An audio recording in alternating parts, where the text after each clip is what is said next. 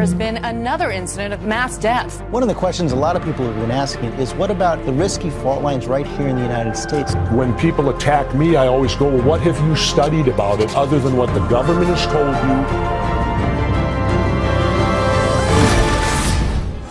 We're looking at things that have really stunned scientists for centuries, and we're going in there and trying to uncover the truth. Some say the crystal skulls were created by an ancient and advanced civilization. We need some way of looking from cultures in the past, because something has happened in the past at some point that tells us what is going to happen in the future. There's a saying here in Haiti that it's 90% Catholic, 10% Protestant, and 100% voodoo. All these different religions have a different aspect or piece of the truth, and yet it's all part of one big mystery.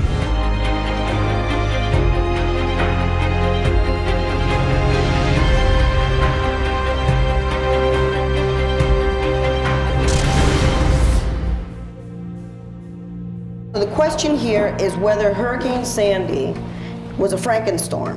1,000 miles long, delivering the kind of rain seen once every century. Sandy could potentially affect more than 66 million Americans. Did the U.S. government tamper with Sandy and use the opportunity for experimentation? You go on the internet, there are conspiracies galore. Ladies and gentlemen, just type in Russia can control the weather, China controls the weather, U.S. controls the weather. That not only does it exist, but that we even utilize it as far back as the Vietnam War. This is old technology, this is real, and you've got an election and a 100-year superstorm about to T-bone the East Coast. There's always the question of whether or not the military was experimenting and they did something wrong. Now, I do believe that weather warfare is something that we engage in. Everyone going up into the atmosphere for any reason has to say what they're doing. The exception is the government.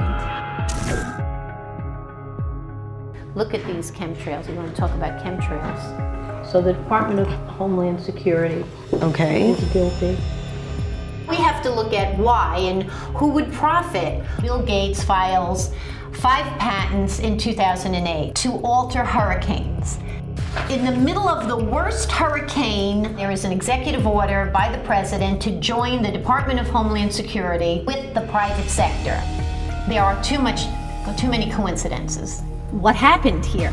Were they trying to slow it down and there was a mistake and it became worse and it intensified? It's the satellite radar, it's the imaging, it's moving, you can see it's moving, and something happens. I think that it was blocked out because I think that it's confidential and top secret, and I think a tremendous amount of experiments were conducted during that time.